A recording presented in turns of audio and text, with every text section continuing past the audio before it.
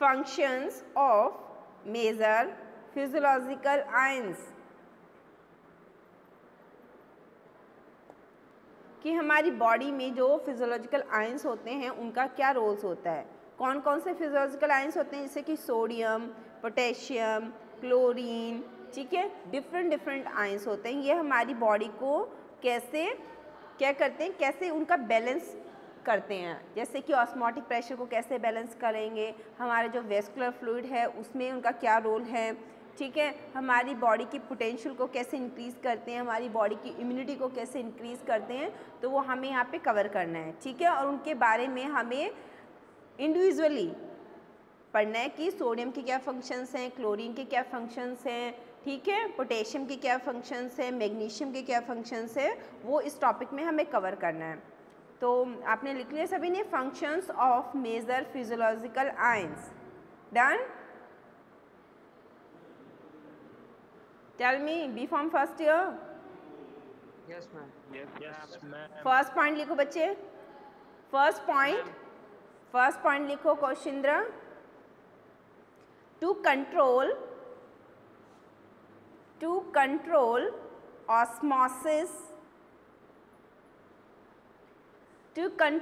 osmosis of water between body compartments,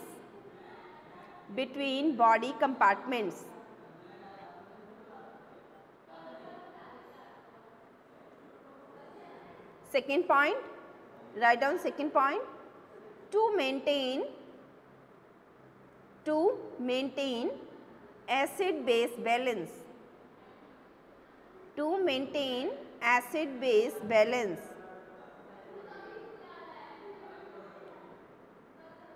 needed for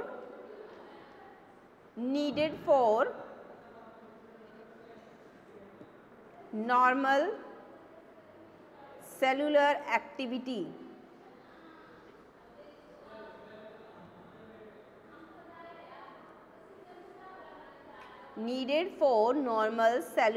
activity, done. Third point में लिखो, write down third point, to generate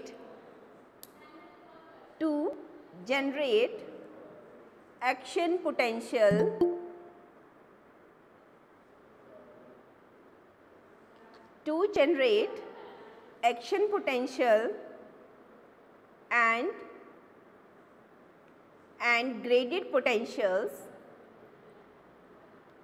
and graded potentials and also control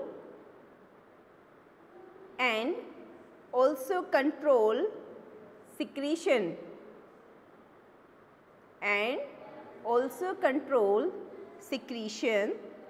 of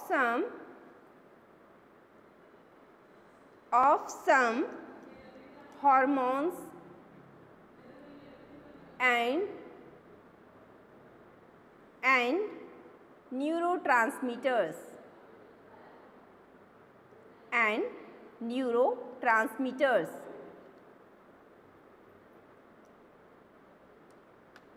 Done. B form first year. Yes ma'am. ठीक है बच्चे, तो first point में आपने क्या लिखा है कि जो भी हमारी बॉडी में फिजियोलॉजिकल आयंस होते हैं वो हमारी बॉडी में क्या करते हैं, जो आपका ऑस्मोसिस होता है, ऑस्मोटिक प्रेशर होता है, उसे मेंटेन करते हैं, ठीक है, और उसे कंट्रोल करने का भी काम उनका ही है। इट मीन्स कि अगर हमारी बॉडी में क्या होते हैं, डिफरेंट कंपार्टमेंट्स होते हैं, ठीक है, वहाँ पे जाके भी आपकी जो हमने कई बार होता है कि ड्रग दी होती है, ठीक है, उसकी कंसंट्रेशन को, ठीक है, उसका जो पीएच बैलेंस होता है उसको मेंटेन करना भी फिजियोलॉजिकल आयंस का ही वर्क होता है, ठीक है। फर्स्ट पॉइंट ये हुआ। सेकंड पॉइंट में आपने लिखा है कि हमारी बॉडी में क्या करते हैं, ये एसिड बेस बैलेंस को ही मेंटेन करते हैं। मीन्स कई बार आप ऐसे खाना खा लेते हो कि एसिडिक एनवायरनमेंट हो जाता है आपके स्टमक में, और कई बार ऐसी हाई कंसनट्रेशन की मेडिसिन दी जाती है कि उसकी वजह से भी क्या होता है कि एसिड और बेसिक एनवायरनमेंट इम्बैलेंस हो जाता है, तो उसको बैलेंस करना भी आपके बॉडी में फिजियोलॉजिकल आयंस का ही वर्क होता है। डन। थर्ड पॉइंट में आपने लिखा है कि ये आपकी बॉडी में एक्शन पोटेंशियल को जनरेट करते हैं। मींस आपकी बॉडी में बहुत सारे हार्मोन्स होते हैं, H1, H2, H3, H4, ठीक है, जो कि डिफरेंट लोकेशंस पे लाई करते हैं, जैसे कि आपके लीवर में, हार्ट में, ब्रेन में, ठीक। तो वहाँ पे वो हार्मोन्स जो सिक्रीशन आउट कर रहे हैं, ठीक है, उनकी सिक्रीशन को कंट्रोल करना, क्योंकि कई बार क्या होता है कि हिस्टामिन जैसे कि एक रिसेप्टर है, वो सिक्रीशन करता है, तो उसकी सिक्रीशन की वजह से आपको क्या होता है, एलर्जिक कंडीशंस हो जाती हैं, ठीक है। तो उसकी सिक्रीशन को कंट्रोल करना बहुत ज़रूरी हो जाता है, जिसकी वजह से आपको कफ वगैरह होता है। तो उनकी सिक्रीशन को कंट्रोल करना और न्यूरोट्रांसमीटर्स जो कि मैसेज जनरेट करते हैं आपकी बॉडी में, उन सभी को बैलेंस करने का काम किसका है, आपकी बॉडी में जो फिजियोलॉजिकल आयंस प्रेजेंट हैं। Am I clear to all? सभी को समझ आ गई तीनों point? B pharm first year, any query? No ma'am. ठीक है बच्चे, नेक्स्ट अब फर्स्ट पॉइंट, हम फर्स्ट फिजियोलॉजिकल आयन की बात करेंगे, जैसे कि फॉर एग्जांपल सोडियम। तो आप सोडियम की हेडिंग डालो, उसके बारे में बात करते हैं, ठीक है। सोडियम क्या है, आपकी बॉडी में एक फिजियोलॉजिकल आयन होता है, जैसे कि सोडियम होता है, क्लोरीन होता है, ठीक है, मैग्नीशियम होता है, फॉस्फेट होता है, पोटेशियम होता है। तो इनके बारे में हम इंडिविजुअली क्या करेंगे, स्टडी करेंगे। तो फर्स्ट हेडिंग आपने डालनी है सोडियम।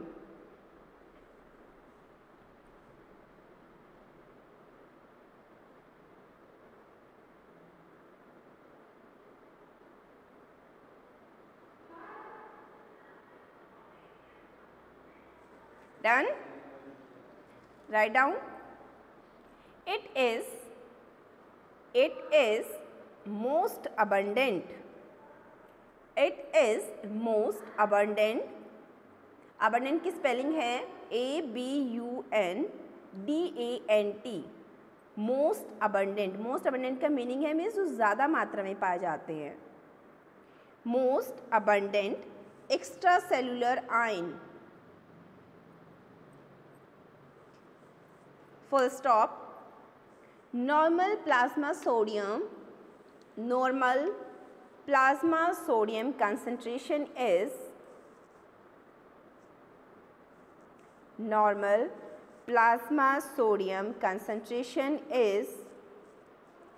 136 to 142, 136 से 142, 136 to 142 मिली के लिए आपने लिखना है स्मॉल m। इक्विवेलेंट के लिए लिखना है आपने capital E and small q, capital E and small q, slash litre, slash का सिंबल डालना है बच्चे, किसने, स्लैश लिखना नहीं है, स्लैश लीटर। तो ये यूनिट होती है, कई बार आपको ये 1 मार्क में या फिलिंग द ब्लैंक्स में भी आ जाती है। तो ये यूनिट आपको पता होनी चाहिए कि जो सोडियम आयन होते हैं, ठीक है, उसकी कंसंट्रेशन कितनी है, 136 to 142 milliequivalent per litre. ये यूनिट आपको याद होनी चाहिए, milliequivalent per litre, full stop. The normal intake of sodium, the normal intake of sodium chloride is 5 to 20 gram, 5 to 20 gram. Ma'am chloride है, fluoride है? बच्चे chloride है, NaCl नमक होता है ना। सोडियम अगर क्लोरीन के साथ है, इट मीन्स वो सोडियम क्लोराइड है। Sodium chloride that is the symbol of your salt, नमक होता है वो, है ना। 5 to 20 gram, full stop. the extra quantity of salt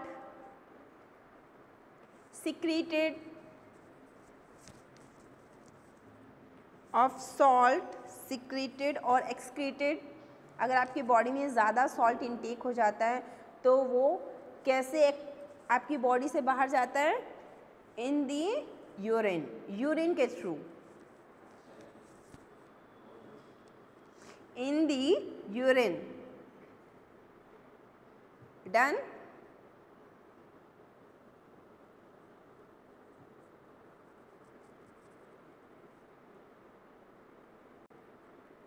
सभी ने लिख लिया B pharm first year? Yes ma'am. ठीक है बच्चे। Yes, ma'am. तो इसके बारे में जो आपने लिखा है मैं बता देती हूँ। आपने लिखा है कि ये most abundant extra cellular ion है। ठीक, एक्स्ट्रा सेलुलर मीन्स सेल्स के बाहर जो पाया जाता है आपकी बॉडी में। फिर उसके बाद आपने लिखा है नॉर्मल प्लाज्मा सोडियम कंसंट्रेशन कितनी होती है? 136 से लेके 142 तक होती है। ठीक है, और उसकी यूनिट भी आपको याद होनी चाहिए, मिली इक्विवेलेंट पर लीटर होती है। आप नॉर्मली अपनी डेली लाइफ में नमक लेते हो, ठीक है, कितना ले सकते हो नॉर्मली? 5 से 20 ग्राम तक। ठीक है, 5 से 6 ग्राम। 5 से 6 ग्राम बच्चे 5 to 20 ग्राम है अगर आप सॉल्यूशन फॉर्म में लेते हो, कोई जूस वगैरह पीते हो, ठीक है, और आप सब्जी खाते हो उसमें भी, तो वो कितना हो जाता है? 5 to 20 ग्राम की अमाउंट हो जाती है। ठीक है, और अगर इससे ज़्यादा हो जाता है आपकी बॉडी में, मान लो 5 to 20 ग्राम ज़्यादा हो गया आपकी बॉडी में, अभी आपकी बॉडी को इतने इनटेक की ज़रूरत नहीं है, तो एक्स्ट्रा फॉर्म जो है वो यूरिन की फॉर्म में निकल जाता है। ठीक है, ये एक स्टैंडर्ड यूनिट है, 5 to 20 ग्राम आप इतना इनटेक कर सकते हो अगर आपकी बॉडी में डेफिशिएंसी है तो सोडियम की। ठीक है, अगर डेफिशिएंसी नहीं है तो 5 to 6 ले लो, 5 to 7 ले सकते हो। Okay, is it clear? B pharm first year? ठीक है बच्चे, नेक्स्ट नीचे हेडिंग डालो फंक्शंस। अब इसके फंक्शन क्या क्या होते हैं हमारी बॉडी में? फर्स्ट पॉइंट लिखो, it regulates the acid base equilibrium.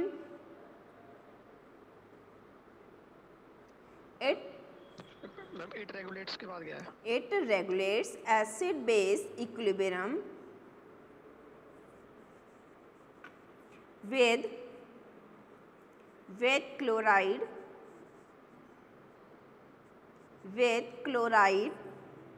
and bicarbonate. With chloride and bicarbonate.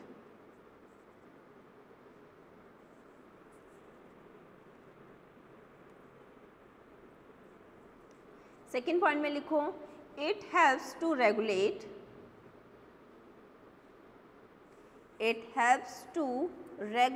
और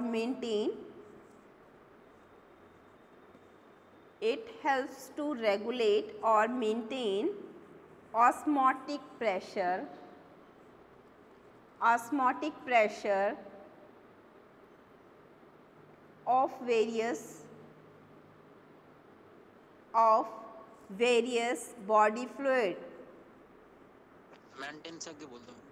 Maintain osmotic pressure of various body fluids.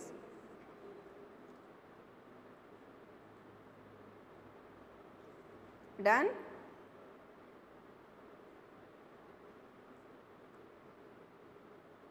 Yes, ma'am.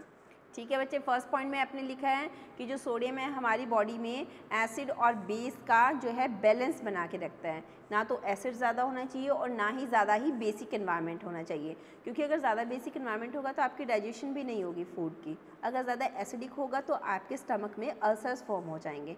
तो एसिड और बेस का जो बैलेंस है उसको मेनटेन करना बहुत ज़रूरी है, और इनको मेनटेन करने में ये जो सॉल्ट होते हैं, जो फिजियोलॉजिकल आयंस होते हैं, यही आपकी हेल्प करते हैं। सेकंड आपने लिखा है कि ऑस्मोटिक प्रेशर को जो है ये मेंटेन करता है। ऑस्मोटिक प्रेशर ये नहीं कि एक ही आपके स्टमक में ही बैलेंस होना चाहिए, आपके ब्रेन में, आपके हार्ट में, आपके लीवर में, हर कहीं जगह भी जहाँ पे भी आपकी जो ड्रग है वो डिज़ोल्व होके, चाहे वो सस्पेंशन फॉर्म में है, चाहे वो टैबलेट फॉर्म में है, चाहे वो इंजेक्शन की फॉर्म में है, वो किसी भी फॉर्म में है, वो आपकी ब्लड सर्कुलेशन के थ्रू आपकी बॉडी के हर पार्ट तक जाएगी, और वहाँ पे जाके उसका जो ऑस्मोटिक प्रेशर है वो मेंटेन है या नहीं है। ऑस्मोटिक प्रेशर बेसिकली किस चीज़ से है कि पीएच से, कि उसका पीएच उस एनवायरनमेंट से मैच करता है नहीं करता। अगर मैच नहीं करता है इट मीन्स वो इंजेक्शन, वो टैबलेट, वो सोल्यूशन फॉर्म, वो सस्पेंशन फॉर्म आपकी बॉडी में टॉक्सिक इफेक्ट्स देगी। ठीक है, अगर पीएच बैलेंस है तो वो थेरेप्यूटिक इफेक्ट देगी। ठीक है, क्लियर है बच्चे दोनों point?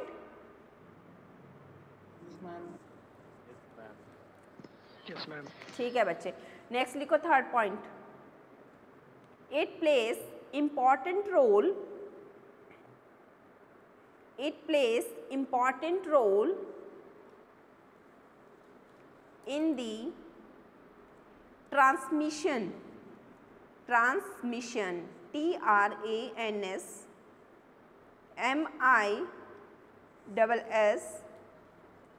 TRANSMISSION, transmission of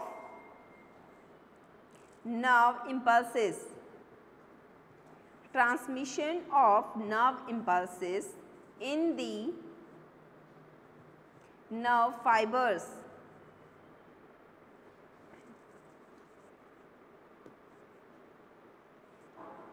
in the nerve fibers.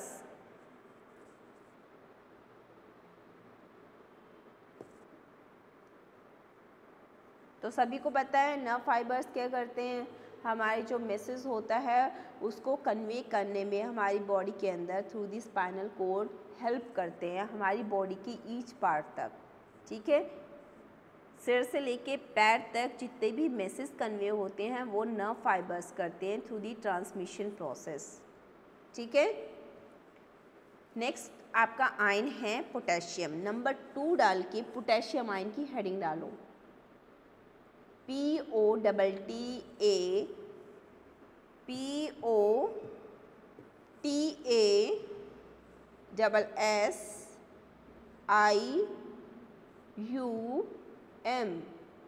Potassium. POTASSIUM, potassium. इसके सामने लिखो it is the most abundant cation, it is the most abundant cation in the intracellular, in the intracellular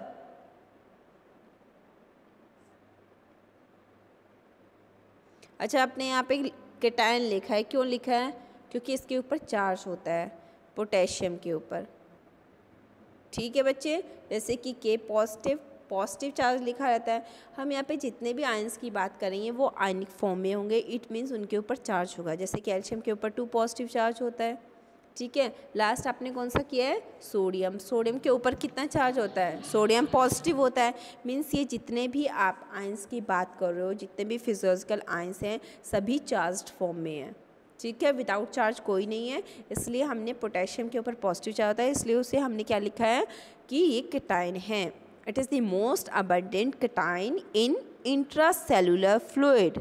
intracellular means cell के अंदर, ये cell के अंदर present होता है।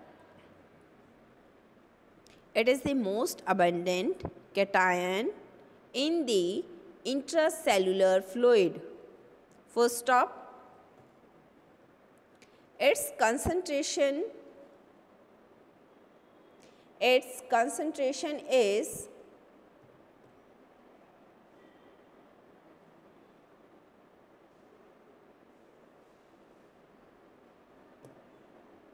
its concentration is 2 to 3 times 2 to 3 times higher than in extracellular fluids।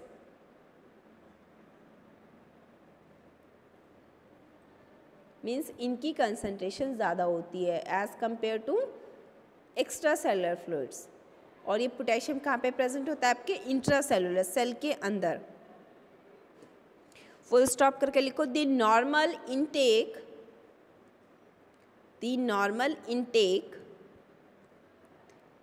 Is very from, intake means लेते हैं, जो आप अपनी डेली डाइट में ले सकते हो पोटेशियम का। The normal intake is very is vary from 5 to 7 gram, 5 से 7 gram per day.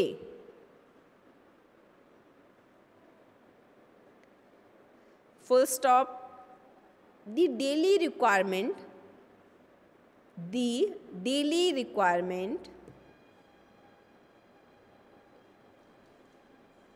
is about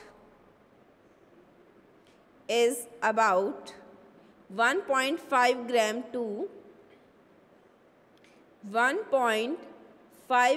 to 4.5 gram। अगर हम डेली नीड की ज़रूरत बताएं तो कितनी रिक्वायरमेंट है हमारी बॉडी को? 1.5 से 4.5 ग्राम तक, ठीक है। और नॉर्मली इसका इनटेक हम कितना कर सकते हैं? 5 से 7 ग्राम, ठीक है। सोर्सेज क्या क्या हो सकते हैं इसके? सोर्सेज में लिखो milk,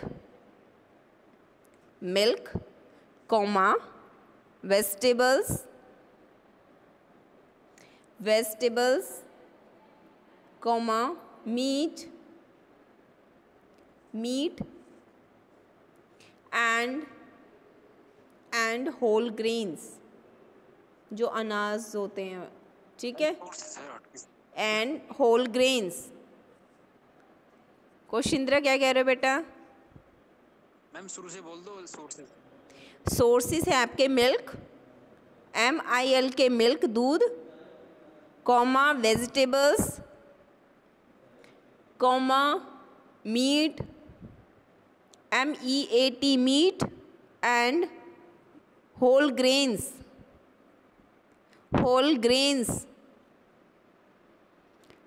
WHOLE whole, GRAINS grains, whole grains. Done. Functions लिखो, नेक्स्ट हेडिंग डालो नीचे। फंक्शंस, क्या क्या फंक्शन होते हैं इसके हमारी बॉडी में?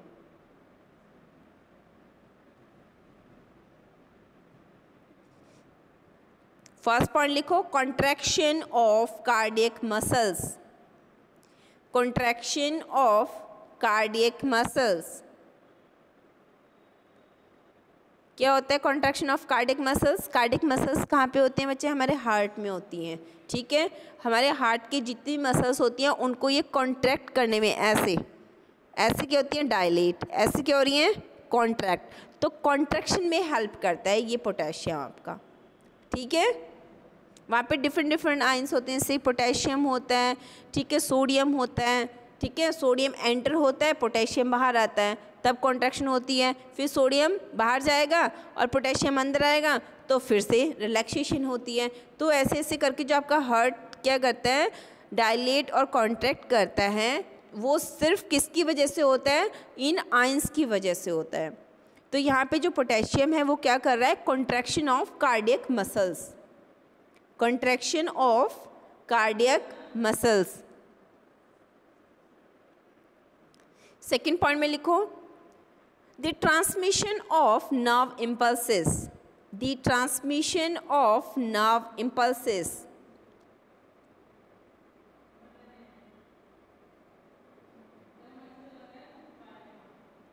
जो नर्व्स जो होती हैं मैसेज कन्वे करती हैं, ठीक है, उनको मैसेज कन्वे में हेल्प करता है पोटेशियम आयन। सेकेंड पॉइंट लिख लिया आपने, the transmission of nerve impulses. Third point लिखो इन मैनी। थर्ड पॉइंट में लिखो in many biochemical activities. In many biochemical activities. Biochemical activities कौन कौन सी होती हैं आपकी बॉडी में? आपने पढ़ा होगा बायोकेमिस्ट्री में, एक सिट्रिक एसिड साइकिल होता है, ठीक है, एक ग्लूकोनियोजेनेसिस होता है, ठीक है। ये सारे पाथवेज जितने भी होते हैं ये क्या हो रहे हैं? आपकी बॉडी के अंदर बायोकेमिकल एक्टिविटीज़ हो रही हैं, ठीक है। तो उनको रेगुलेट करने में भी पोटेशियम आयन आपकी हेल्प करता है, ग्लूकोज पाथवे होता है, ग्लूकोनियोजेंसिस होता है, यूरिया साइकिल होता है, सिट्रिक एसिड साइकिल होता है। तो उन सभी एक्टिविटीज़ में, वो सारी बायोकेमिकल एक्टिविटीज़ हैं, उनमें पोटेशियम आयन आपकी हेल्प करता है। 4th पॉइंट में लिखो, it helps to regulate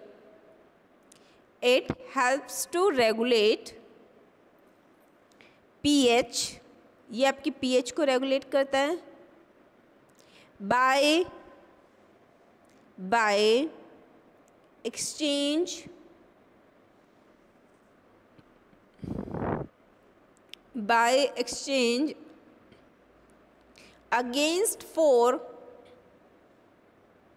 against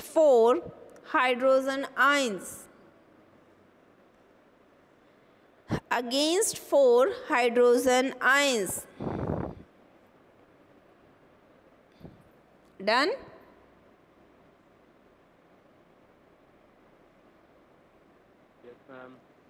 ठीक है बच्चे, तो आपने जो 4th पॉइंट लिखा है इसका मीनिंग क्या है कि आपकी बॉडी में पीएच के बैलेंस को भी मेंटेन करता है। कैसे? ये जो H पॉजिटिव आयन है, यानी कि आपके स्टमक में कहीं पे भी जो सोल्यूशन है वो H पॉजिटिव आयन को लूज़ ना करे। अगर उसने लूज़ कर दिया तो वो एसिड बन जाएगा। आपने पीछे भी पढ़ा है, डेफिनेशंस में मैंने बताया था कि जो एसिड्स होते हैं वो H पॉजिटिव आयंस को क्या करते हैं, डोनेट करते हैं, वो एसिड बन जाता है।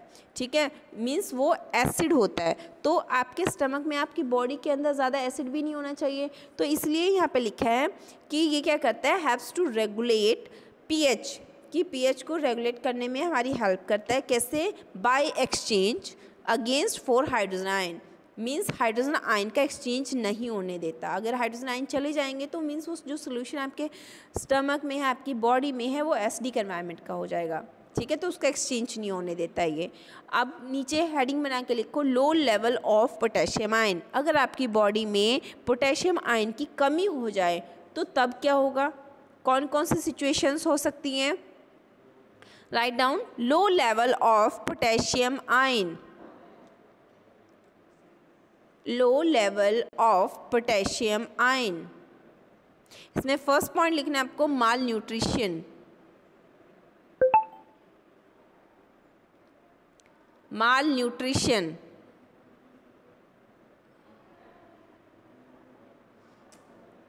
Second point, gastrointestinal losses.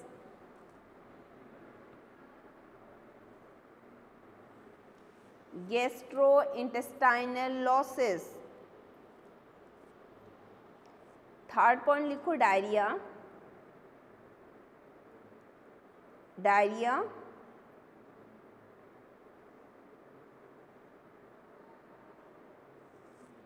Fourth point, diuretics. Fourth point, diuretics. Spelling बोल दो। DIURETICS,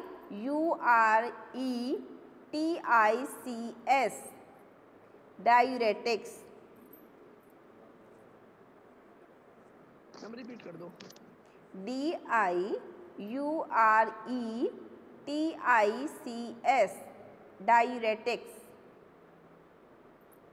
डायूरेटिक्स क्या करते हैं, आपकी बॉडी में यूरिन के लेवल को बढ़ाते हैं। ठीक है, तो इन सिचुएशंस में क्या होता है कि पोटेशियम आयन की कमी आ जाती है। माल न्यूट्रिशन, कुपोषण का शिकार हो जाते हैं आप, इंटेस्टाइनल लॉसेस, पेट खराब हो जाता है, डायरिया, दस्त लग जाते हैं, डायूरेटिक्स, यूरिन की फॉर्मेशन ज़्यादा हो जाती है। ठीक है, तो ये सभी किसकी वजह से होता है? अगर आपकी बॉडी में पोटेशियम आयन की कमी हो जाए, उसका लेवल कम हो जाता है तो। ठीक है, अब थर्ड आयंस की बात करते हैं हम। थर्ड आयन की हेडिंग डालो, कैल्शियम। अब हम कैल्शियम के बारे में बात करेंगे।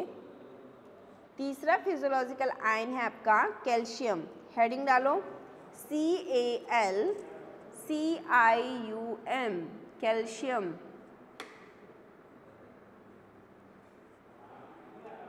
एरो बना के सामने इसके लिखो, it is found in extracellular fluid. ये हमारी बॉडी में जो बाहर सेल हैं, सेल के बाहर मिलता है ये। ठीक है, आपकी बॉडी के अंदर जितने भी सेल्स हैं उन सेल्स का जो एक्सटर्नल एनवायरनमेंट है वहाँ पे कैल्शियम पाया जाता है। It is found in extracellular fluid. Calcium कहाँ पाया जाता है बताओ आप? आपकी बोन्स में, टीथ में। B pharm first year, are listening me? ठीक है बच्चे, और आपके हेयर्स में भी होता है। It is found in extracellular fluid. ठीक है, नेक्स्ट पॉइंट में लिखो इसी में ही, it is important constituent, it is important constituent of bones and teeth, of bones and teeth. Third point में लिखो, it involves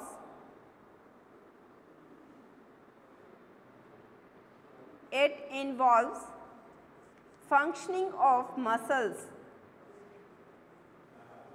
आपकी मसल्स को भी प्रॉपर फंक्शन करने में ये हेल्प करता है। It involves functioning of muscles and clotting mechanism, and clotting, CLOTTING, clotting mechanism of blood. Repeat कर दो। It involves functioning of muscles and clotting mechanism of blood. Clotting की spelling? CLOTTING, clotting mechanism of blood. क्लोटिंग क्या होता है बच्चे? आपको कई बार चोट लग जाती है तो वहाँ से क्या होता है कि ब्लड फ्लो होना स्टार्ट हो जाता है। ठीक है, हमारी बॉडी में नेचुरली हेपरिन प्रेजेंट होता है जो कि ब्लड क्लोटिंग का काम करता है। अगर ब्लड क्लोट नहीं होगा तो आपकी बॉडी से सारा ब्लड क्या हो जाएगा, बाहर निकल जाएगा। नियर अबाउट कितना ब्लड प्रेजेंट होता है आपकी बॉडी में? B pharm first year? 6 litre ma'am. 5 litre. ठीक है, अगर आपको फॉर एग्जांपल एक्सीडेंट हो जाता है, कई बार किसी के यहाँ पे सर में चोट आ जाती है तो ब्लड फ्लो होना स्टार्ट हो जाता है। ठीक है, अगर हेपरिन जो कि हमारी बॉडी में पहले से ही प्रेजेंट है, नेचुरल एंटीकोगुलेंट है, वो अपना काम नहीं करेगा, ब्लड को वहीं पे क्लॉट नहीं करेगा तो बॉडी से सारा ब्लड रिलीज हो जाएगा और ऑन द स्पॉट डेथ हो जाएगी। तो क्या करते हैं कि मैम, लेकिन मैम क्लोट्स तो मैम प्लेटलेट्स का भी तो रोल होता है मैम उसमें। हाँ, उसका भी होता है बच्चे, लेकिन मैं आपको एंटीकोगुलेंट की बात बता रही हूँ। क्लोटिंग मैकेनिज्म में उसका भी होता है, वो आपके ब्लड्स में प्रेजेंट होते हैं। ठीक है, तो हेपरिन क्या करता है, नेचुरली जो हमारी बॉडी में प्रेजेंट होता है वो उसे क्लोट करने का काम करते हैं। ये हमें नेचर की तरफ से गॉड गिफ्टेड है। अगर वो नहीं होगा तो हमें इतना भी टाइम नहीं मिल पाएगा कि हम पेशेंट को हॉस्पिटलाइज्ड कर सकें। ठीक है, उसे हॉस्पिटल लेके जा सकें। तो क्या करते हैं, कुछ आजकल तो आर्टिफिशियल भी एंटीकोगुलेंट्स आ रहे हैं मार्केट में। ठीक है, वो भी लगा दिए जाते हैं ताकि स्टिचिंग करने के बाद भी ब्लड फ्लो ना हो। ठीक है, तो क्लोटिंग मैकेनिज्म जो होता है ब्लड में, वो कैल्शियम भी उसमें हमारी हेल्प करता है। उस टाइम एक्सीडेंट के टाइम पे, या जो कई बार वीन्स पंचर हो जाती हैं, वीन कट जाती है, ठीक है, कई बार चाकू से हाथ वगैरह कट जाता है, तो उस टाइम कैल्शियम भी हमारी हेल्प करता है ब्लड को क्लोट करने में। ब्लड क्लोटिंग होगा तभी तो ब्लड हमारी बॉडी में बचा रहेगा, नहीं तो अदरवाइज सारा का सारा फ्लो हो जाएगा। ठीक है बच्चे, क्लियर है सभी को? B pharm first year? Yes ma'am. ठीक है बच्चे, अब इसमें लिखो, इसी में नीचे लाइन में लिखो, फॉर चिल्ड्रंस बच्चों के लिए it requires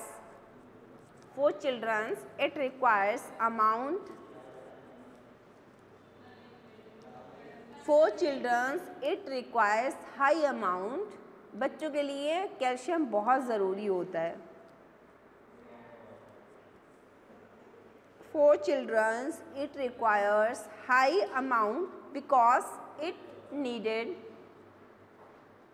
because it is needed for the growth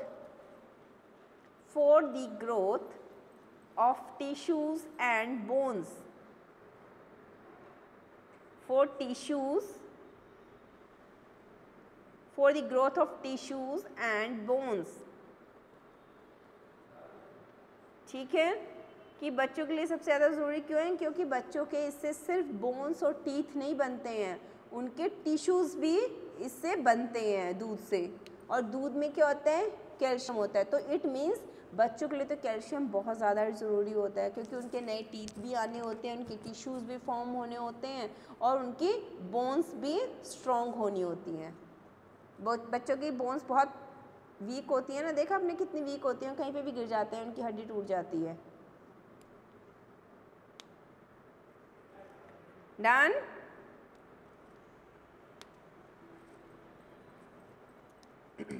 इसमें नीचे लिखो हाइपोकैल्सीमिया। हाइपोकैल्सीमिया हम कब कहते हैं कि हाइपोकैल्सीमिया हो गया किसी बच्चे को? जब उसमें विटामिन डी की डेफिशिएंसी हो गई हो। हाइपो मीन्स कम और कैल्सीमिया मीन्स कैल्शियम की। तो कैल्शियम की डेफिशिएंसी यानी कि विटामिन डी की डेफिशिएंसी को हम हाइपोकैल्सीमिया भी बुलाते हैं। ठीक है, हाइपोकैल्सीमिया, इसके सामने लिखो vitamin D deficiency.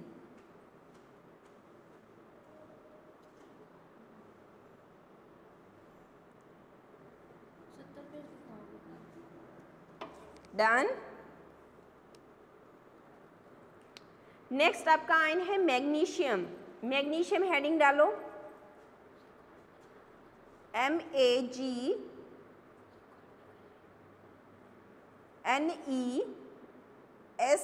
MAGNESIUM, magnesium.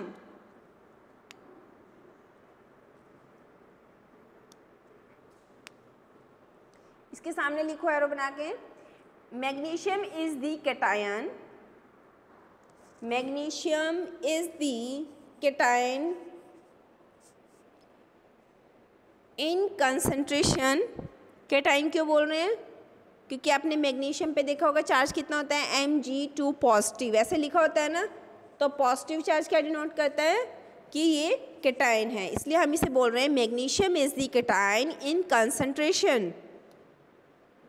Magnesium is the cation in concentration in intracellular fluid compartment.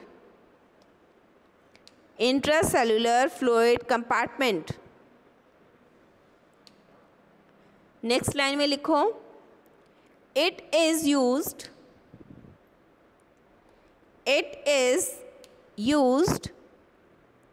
for protein synthesis.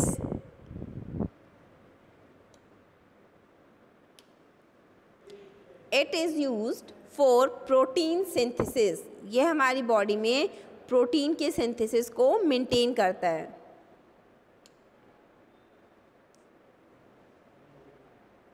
ठीक है, प्रोटीन किस लिए चाहिए होती है? आपकी बॉडी के अंदर जो मसल्स हैं, ठीक है, उनको रिपेयर करने के लिए और उनकी ग्रोथ के लिए। ठीक है, वहाँ पे हमें प्रोटीन्स की बहुत ज़रूरत पड़ती है। नेक्स्ट पॉइंट में लिखो, smooth functioning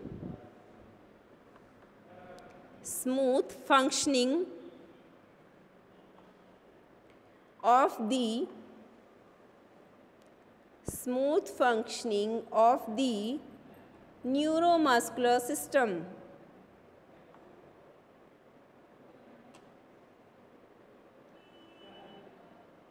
Smooth functioning of the neuromuscular function.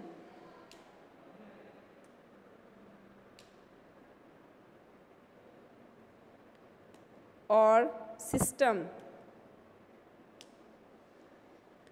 Neuromuscular means जो न्यूरॉन्स अपना मैसेज जो है कन्वे करते हैं, ट्रांसमिशन प्रोसेस चलता है हमारी बॉडी में, उसको हम बोलते हैं न्यूरोमस्कुलर सिस्टम। ठीक है, वो भी प्रॉपर वे से चलता रहे, उसके लिए भी मैग्नीशियम बहुत ज़रूरी है हमारी बॉडी के अंदर। अब नीचे डेफिशिएंसी लिखो, हेडिंग डाल के डेफिशिएंसी। डेफिशिएंसी, DEFICIENCY,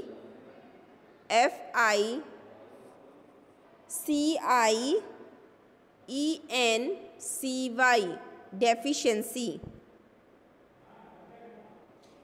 अगर इसकी कमी आ जाती है हमारी बॉडी में तो क्या क्या चेंजेस आते हैं? नंबर 1 लिखो, पर्सनैलिटी चेंजेस। पर्सनैलिटी बदल जाती है बंदे की, मीन्स उसका बिहेवियर चेंज हो जाता है। पर्सनैलिटी चेंजेस, वो चिड़चिड़ा हो जाता है, उसे लिखना है, ठीक है? ऐसे नहीं लिखना कि पर्सनैलिटी बदल जाती है बंदे की, ठीक है? Personality changes. सेकेंड पॉइंट पे लिखना है loss in body weight, loss in body weight, body का वेट कम हो जाता है। थर्ड पॉइंट लिखो, कार्डियक डिस्टर्बेंसेस, कार्डियक डिस्टर्बेंसेस। आपका कार्डियक डिस्टर्बेंसेस बच्चे, जो आपका हार्ट है वो नॉर्मल और प्रॉपर फंक्शन नहीं करता, मींस हार्ट का रिदम बढ़ जाता है या कम हो जाता है, यानी कि या तो बीपी हाई हो जाएगा या बीपी लो हो जाएगा, उसे हम क्या बोलते हैं? कार्डियक डिस्टर्बेंसेस, ठीक है? हाँ जी बच्चे, कार्डियक मसल्स होते हैं, कार्डियक मसल्स हार्ट में होती है।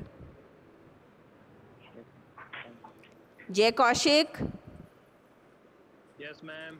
लिख रहे हो बच्चे? Yes ma'am. चलो आज के लिए इतना ही सफिशिएंट है, ठीक है? मैं किसी भी दिन आपके नोट्स चेक कर सकती हूँ आपने कितना लिखा है कितना नहीं लिखा है। अटेंडेंस ले लेते हैं अब।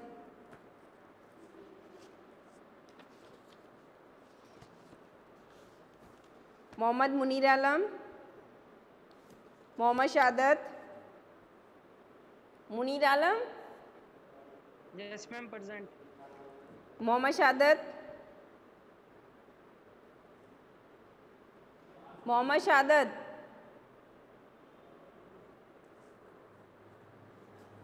बच्चे से एब्सेंट हो जाते हो आप, ठीक है? प्रणव सिंह, प्रणव सिंह, प्रणव प्रेजेंट बोलो अपनी, पता नहीं क्या कनेक्शन प्रॉब्लम है। अर्जुन धीमान,